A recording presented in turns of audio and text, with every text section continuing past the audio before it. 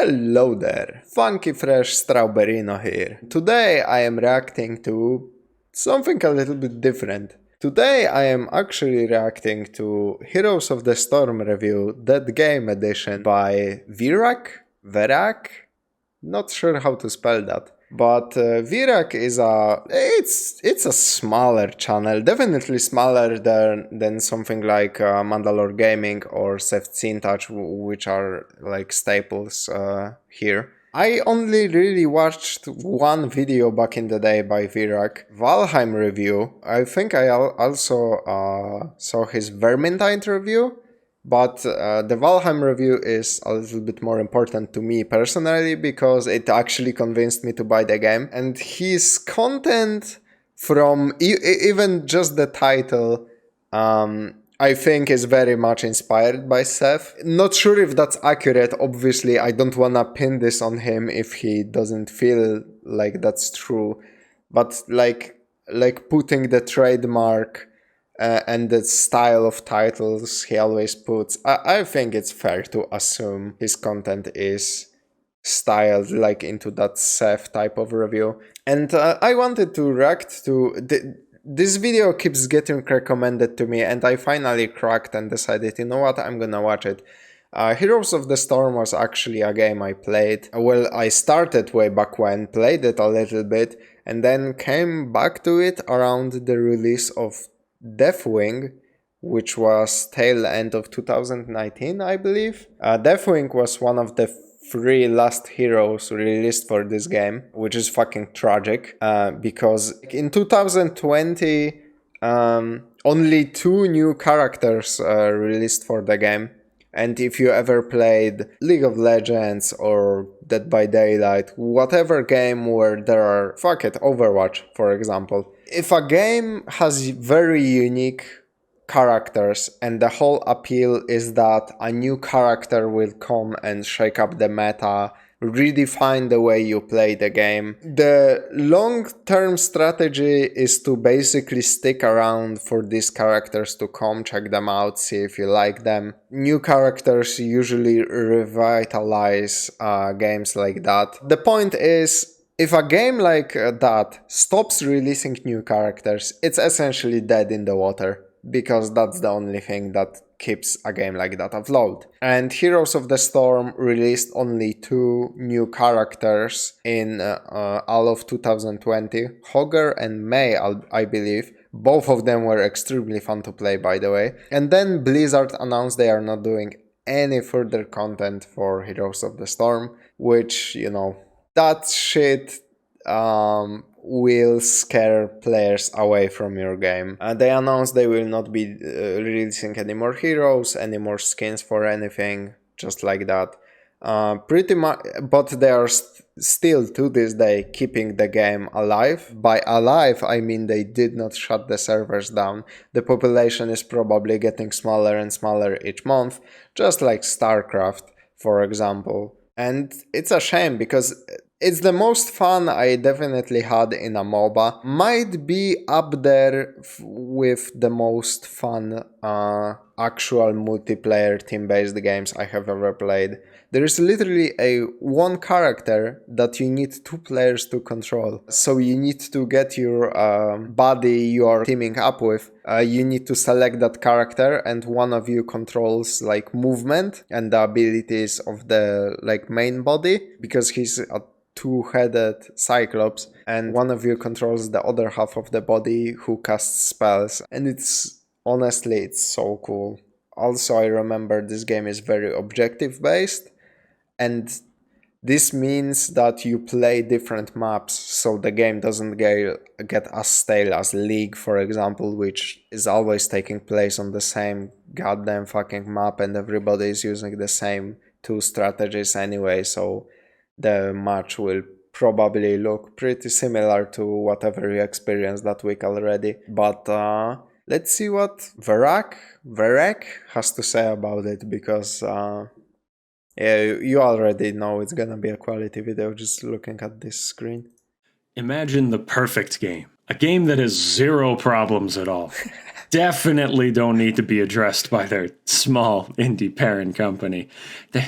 They're just so small. Give them some time. Where Yeah. every single character is packing the entire bakery. Girl, you're thicker than a bowl of oatmeal. Where you can't flame the enemy team, encouraging you to flame your own team instead. Where the games, instead of lasting 60 minutes and giving you depression, only last about 15 minutes, allowing you to take a shower. Don't worry. Which is fucking amazing. League can go fuck itself with its 30 to 60 minutes game. Holy. I still wake up in a cold sweat remembering some games of League that took 90 minutes. 90 fucking minutes. And you couldn't... It's not like those were uneventful 90 minutes. Like the last 30 minutes of that game was back and forth, close calls and comebacks. And holy shit. At some point the game should just kick all of you out and call it a tie, you know. So yeah, HOTS also had that going for it. My friends, this game exists, and it's called Heroes of the Storm. Heroes of the Storm is Blizzard's attempt at being a contender in the MOBA genre. If you already know what a MOBA is, I'm sure you're also familiar with the concept of suicidal ideation. But for those who don't know, a MOBA is short for Multiplayer Online Battle Arena, like League of Legends or Dota 2. It's sort of like grand-scale chess. It's the kind of game where 5 people face off against 5 in a contest of precision timing, strategic decision-making, and an inability to assess their own emotional well-being. Why is it that everybody from your fucking country has to be the biggest piece of shit on the planet? That being said, I actually do enjoy MOBAs and have played a few extensively in the past. Today I mostly play FPS games with my friends, and some roguelikes too. But I still come back to play Heroes of the Storm, and I want to tell you why. First, the characters. Out of your friends, which are you? Truck freak crazy ass. Blizzard used this game as an opportunity to basically make their Smash Bros. It was called Blizzard All-Stars at one point in development, if that gives you any idea. No game should have the words All-Stars in it, in the title, because it reminds me of PlayStation All-Stars, the shittiest Smash clone I have ever seen on this god's green earth. So automatically, if you put the words All-Stars into the title and it's a game like this, expect it to fail immediately, because everybody will assume, oh, it's just like that shitty PlayStation Smash clone. God, fuck that game. Just thinking about it is making me angry. So it's got characters from all of their great titles like Diablo, StarCraft, Warcraft, and even characters from their not as well-known titles like The Lost Vikings and Overwatch. And like other games of its genre, it's got, you know, the classic damage dealers, magic and physical. You got tanks, you got healers, you got your little bugs wearing pajamas. The core archetypes are all there. I'll tell you some of the solid regulars that are easier to intuitively understand, and then I'm going to tell you about some of the absolute weirdos that make this game super unique. This game really shines when it comes to its character design. Tychus from StarCraft has been in this game since the very start, and he's been one of my first favorites when I started playing back in 2015. Yeah, Tychus is a his defining ability is his DPS. minigun, which deals damage based on percentage of max health. So Also, that skin is so fun. My friend pulled that skin from one of the free chests he got, and I was super fucking jealous. I mean, look at him. Look at his fucking pecs, man. God damn, does he look sexy in that. I mean, what? Once every 12 seconds, you can activate your minigun ability and you deal percentage damage, meaning no matter how big somebody is, Bad time to try and take a drink. no matter how much health they have, I'll show you who's boss in this gym. Let us remember these timeless words, as we can. Diablo from Hearthstone, Kotaku, is a big, thick lizard that can tank just about any hit. If you like to get in people's fucking way with your giant fat ass, like standing in the middle of an aisle at Walmart with you and your 5 other fat ass lizard friends, then he's your guy. Yeah. You can slam people. But if they have like half HQ, they will just walk past you because you just aren't that threatening damage-wise, so... into walls, and you can flip them around too when they try to run away from your intimidating clapping cheeks. Varian from World of Warcraft. If you've ever played World of Warcraft at all, you know how strong this guy is, and they made him really strong in Heroes of the Storm too. And he's got a really interesting playstyle because he gains his ultimate way earlier than everybody else. So at level 4, you get to choose whether you'd like to be a tanky shield boy with a taunt, a burst damage dealer, or incredibly useless, each coming with their own unique abilities. Leoric, a Diablo hero, is a homeless man that swings his rod at strangers and drains them of their will to live. He has a great cosmetic that makes him move up in the world too, going from homeless to having a sweet gig as a janitor, my personal favorite skin for him. He has a unique ability to roam around as a ghost when he dies, and you can speed up your respawn by draining players. Forgot about that. I don't really like Leoric, but that was super cool too. And yeah, like when the timer ran out, you pretty much respawned where you stood, which was super fucking unique. As this goes, as well as continuing to flail your girthy rod around from the grave. Playing Ghost Leoric is very similar to loitering and harassing people at the Chicago airport. People who are waiting for their connecting flight, and you just sort of follow them around and stare at them. You don't really do any substantive damage to them, but you're constantly looking at them and slowing them down when they try to move away from you. A character for the true Sigma male. He's adept at following women around and cornering them in tight hallways.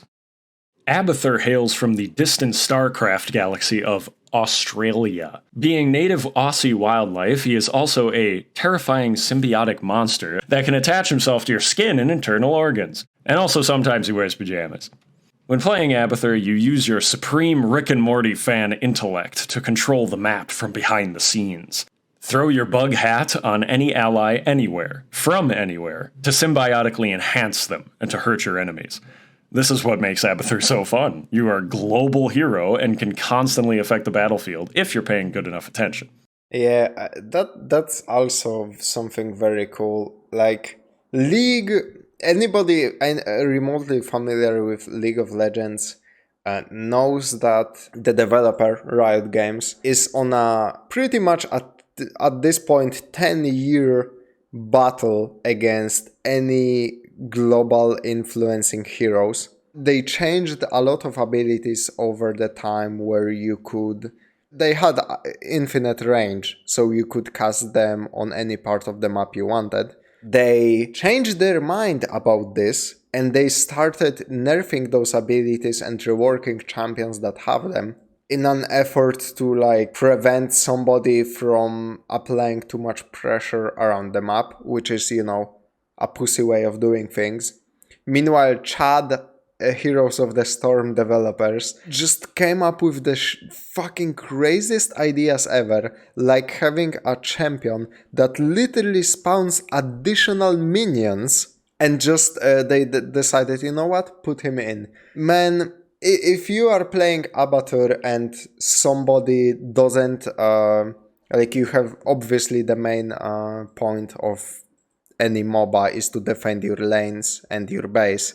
And if somebody, for example, they decided to evacuate the bottom lane, I would immediately send additional minions through the bottom lane. And by that I mean buffing your own minions so they are way fucking stronger and they demolish the enemy minions.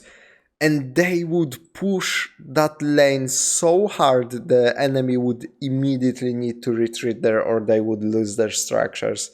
Abathur was so fucking cool. There's a bunch of really cool characters in this game. One of the biggest strengths of it is how uniquely each character plays. You also use your Rick and Morty fan physique to try not to get hit because you will die if you get so much as sneezed on. Cho'Gall from Warcraft. I, There we once go. in middle school, true story, was confronted by the sight of a very strong, very out of control, very mentally challenged child on a tricycle pedaling down the hallway as fast as he could, and his wrangler was desperately trying to stop him for dear life. Playing Cho'Gall is a lot like being that child and his wrangler, and they are easily my favorite characters. One person plays Cho, the tricycle child, if you will, and the other plays Gall, the wrangler.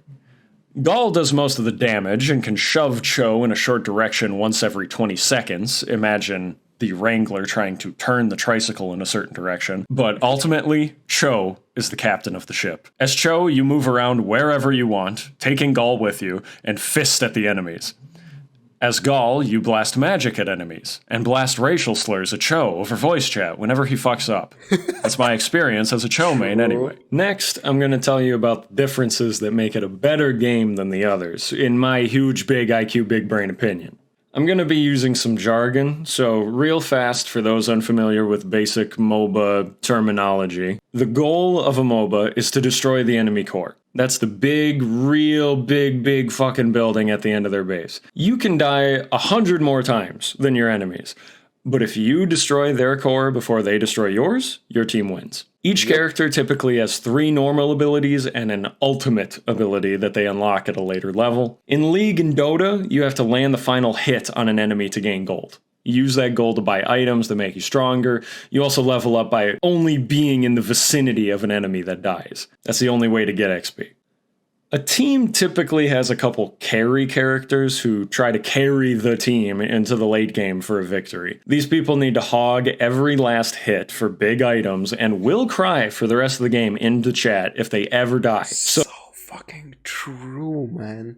I fucking hate attack damage carries. Like, if you're an AD carry main, or like damage dealer main, there needs to be something wrong with you to main that role. Usually tanks and supports are so much more collected. And in League, and I'm assuming Dota too also, junglers. Junglers are too depressed to feel any emotions. Holy shit, just all of the blame in the world will land on their shoulders if a team loses, so they don't feel any emotion, so they won't give you slack if you fuck up. So they need 1 or 2 people to play a support character to protect them for about 30 minutes while they last hit things mindlessly, until they can actually play the game and fight somebody after all that farming. The map in a MOBA is typically made up of 3 lanes, which are the paths that go toward the top, middle, and bottom of the map horizontally. These are all directions that you could plan an attack on an enemy base or in defending your own base. In the back alleys between the lanes, there are neutral NPCs called jungle camps that either team can kill. Sometimes they provide buffs, sometimes you just kill them for the money and XP. There's also usually a boss jungle camp that has a big boy you can try to kill for some big reward. Here's where Heroes of the Storm differs. Everyone shares XP. Kill something or someone, and everybody on the team gains the same XP from it, leveling up all at the same time. Don't worry, if you want to fight about your gamer points with the people on your team, you can still brag about that. There's a scoreboard, shows the XP and the amount most damage dealt, all that bullshit. Next is a big one. No items and no money. I can already hear carry players crying in the distance. Instead of buying items to customize the build you're going for, you customize your build with talents that are gained for your entire team when they reach a certain level. Each level scales up everyone's damage and health by a certain amount depending on the character. These talents change your abilities or give you new ones entirely, and many are game changers. You even get a choice between 2 different ultimates at level 10 to unlock. I find this system gives more importance to the character being picked and played, making their skills more unique and interesting. Very true. Like in League, sorry to any Dota players if I'm not commenting about Dota. I played a little bit of Dota, I'm very shit at it. So I don't have much experience with it, but played League for years, unfortunately. In League, there was a time where AD carries usually on both teams had at least 4 of the same fucking items. How can you say, like, I know some people did not give Heroes of the Storm a chance because it doesn't have the shop. Why the fuck do you care? if so many people on both teams end up buying the same shit over and over, game in and game out.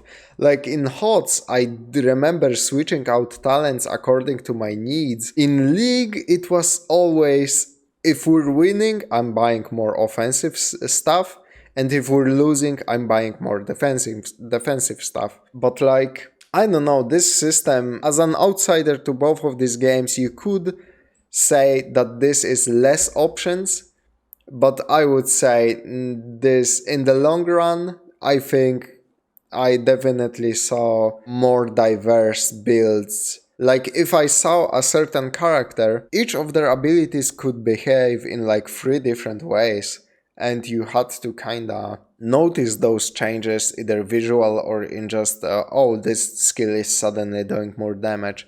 And the game was way more like, you had to pay way more attention.